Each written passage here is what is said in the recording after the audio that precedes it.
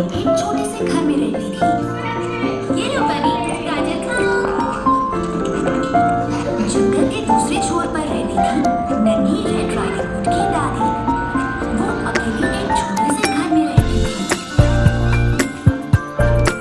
एक सुबह नन्ही रेड राइडिंग हुड ने सोचा क्यों ना दादी माँ से मिल के आया जाए, और इसलिए उसने अपनी माँ से पूछा, माँ, क्या मैं दादी माँ से मिलने जाऊँ? उनकी तबीयत अच्छी नहीं है, मुझे देखकर खुश होंगी। हाँ, तुम जा सकती हो। मैं तुम्हें दादी माँ के लिए कुछ सामान लाई, जैसे तुम ध्यान से रास्ते में ले जाना, और तुम जंगल में इधर उधर मत घूमना, ताकि अनजान लोगों से बातें करना। फिक्र मत करो माँ, मैं इन बातों का ख्याल रखूंगी। नन्ही रेड राइडिंग हुड की माँ ने एक टोकरी में कुछ सामान रख दिया और उसे नन्ही रेड राइडिंग हुड को दे दिया। ये टोकरी तुम्हारी दादी माँ के लिए है। इसमें उनकी पसंद की बहुत सारी चीजें हैं। इसे ले जाकर उन्हें दे देना और ध्यान रखना, रास्ते में सावधान रहना और इधर उधर मत जाना, और अजनबियों से बात मत करना। मैं ऐसा नहीं करूंगी माँ, फिर मिलेंगे। और फिर नन्ही रेड राइडिंग हुड दादी के घर जाने के लिए निकल पड़ी।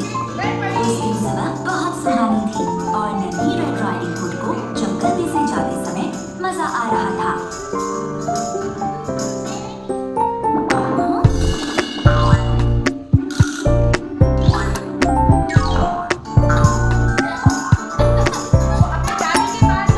रास्ते में उसने कुछ खूबसूरत फूल देखे। ये फूल कितने सुंदर हैं। दादी माँ को ये रंग बहुत पसंद है। इन्हें देखकर वो खुश होंगी। मैं उनके लिए इन्हें ले चलती हूँ। तो फूल तोड़ने के लिए नन्ही रेड राइडिंग हुड जंगल में चली गई। जब नन्ही रेड राइडिंग हुड फूल तोड़ रही थी, तभी वहाँ एक भेड़िया आ गया। वो नन्ही रेड राइडिंग हुड को वहाँ देखकर रुक गया। उसे देखकर उसके दिमाग में एक बुरा ख्याल आया। ये नन्ही लड़की तो बहुत ही स्वादिष्ट लगती है। वो भेड़िया नन्ही रेड राइडिंग हुड के पास गया और उससे बहुत अच्छी आवाज में बात करने लगा। कैसी हो नन्ही बच्ची? तुम्हारी टोकरी तो अच्छी चीजों से भरी है, और जो फूल तुम तोड़ रहे हो वो भी कितने सुंदर हैं। क्या ये मांगे हैं? नन्ही रेड राइडिंग हुड फूल तोड़ने में इतनी खो गई कि वो ये भूल गई कि उसे अजनबियों से बात नहीं करनी। मेरी माँ के लिए नहीं है। ये मेरी दादी माँ के लिए है। मैं उनसे मिलने जा रही हूँ। अपनी दादी के लिए क्या वो यही रहती है? हाँ, जंगल के दूसरी तरफ वो एक छोटे घर में रहती है। बुरी नजर के साथ भेड़िया नन्ही रेड राइडिंग हुड को अलविदा कहके जंगल में भाग गया। फिर मिलेंगे।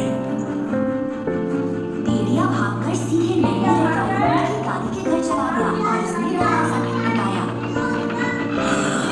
जैसे ही नन्ही रेड राइडिंग हुड की दादी ने दरवाजा खोला, वो झट से अंदर घुस गया। उसने नन्ही रेड राइडिंग हुड की दादी को बांध दिया और उन्हें एक अलमारी में बंद कर दिया। थोड़ी देर बाद जब नन्ही रेड राइडिंग हुड वहां पहुंची,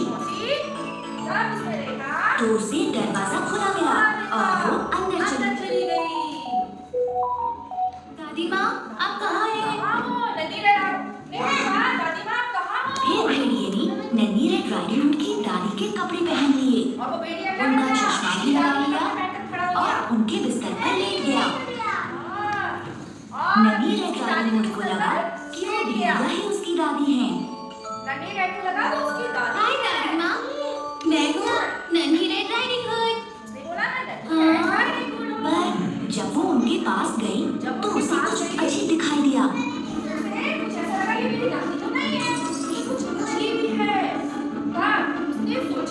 दादी माँ, आपके कान तो बड़े हैं। भेड़िए को बहुत भूख लगी थी, तो उसने उसे चालाकी से अपने पास बुला लिया। मेरे कान बड़े इसलिए हैं ताकि मैं तुम्हें अच्छे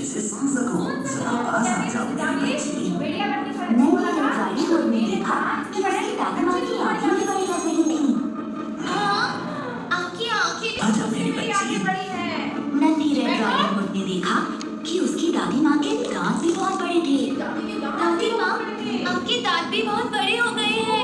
मेरे दांत इसलिए बड़े हैं ताकि मैं तुम्हें खा सकूं।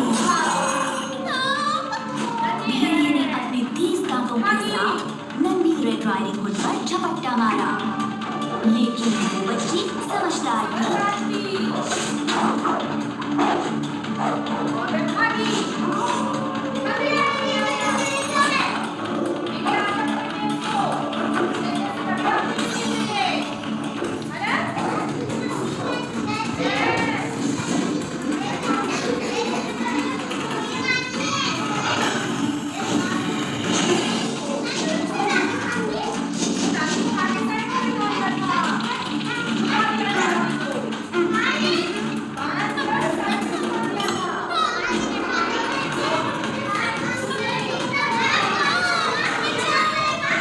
वो मदद के लिए चिल्लाई।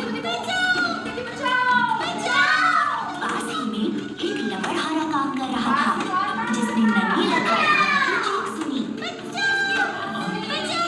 लकड़हारा भाग के घर में गया और भेड़िए को सबक सिखाया।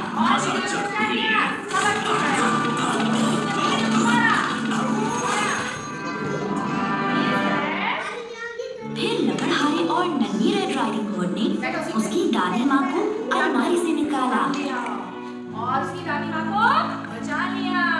इसलिए कहते हैं कि कभी स्ट्रेंजर से क्या करनी नहीं चाहिए, बात नहीं करनी चाहिए। करनी चाहिए स्ट्रेंजर से बात करनी चाहिए।